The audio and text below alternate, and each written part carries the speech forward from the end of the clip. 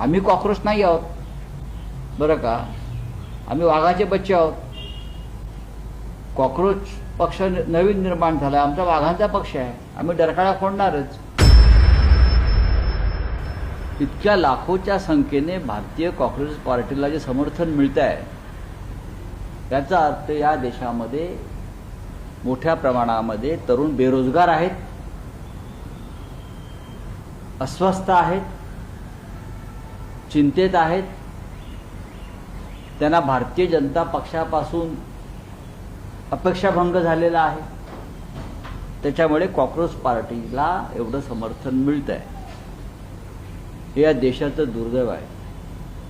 भारतीय कॉक्रोच पार्टीवर, देशाच्या कॉक्रोच जनता पार्टीवर प्रधानमंत्री मोदी जर इटलीमध्ये असतील तर त्यांनी तिथून भाष्य केलं पाहिजे आणि इथे आल्यावर भारतीय कॉक्रोच पार्टीच्या प्रमुखांना सुद्धा मेलडी चॉकलेट त्यांनी दिलं पाहिजे. ते मराठी मुलगा आहे, अमेरिकेत शिकतो. हो, माहिती आहे मला. दीपक. हा, खरं तर सरन्यायाधीशांचे वक्तव्य केलं त्याच दरम्यान तुम्ही न्याय मागत असता सातत्यानं शिवसेना पक्षाने चिन्हाबद्दल, आणि तुम्ही न्याय मागता या सगळ्या गोष्टीचे देखील सरन्यायाधीशांनी म्हटलं होतं की नाराजी व्यक्त केली होती. नाही, नाराजी व्यक्त आम्हालाही अधिकार आहे नाराजी व्यक्त करण्याचा.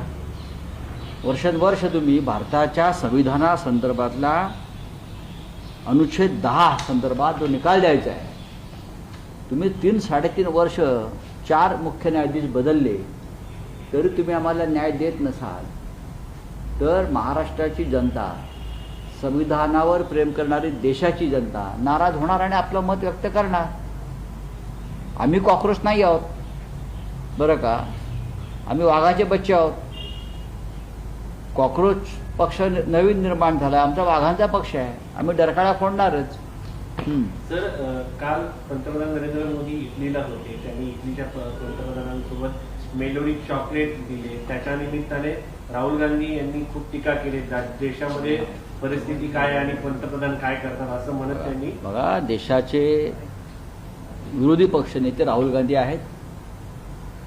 जर प्रधानमंत्री मोदींना इटलीत जाऊन तिकडला पंतप्रधान जॉर्जिया मेलोनी यांना चॉकलेट वाटण्याचा अधिकार आहे किंवा त्यांना त्याचा आनंद मिळतो आहे चॉकलेट वाटण्यामध्ये, देशाला गरिबीत आणि आर्थिक संकटात ढकलून, तर मोदींवर टीका करण्याचा का मोदींना सत्य दाखवण्याचा, आरसा दाखवण्याचा अधिकार विरोधी पक्षनेत्यांना जरूर आहे आणि त्यांनी तो दाखवला. त्यात काय चुकीचं आहे?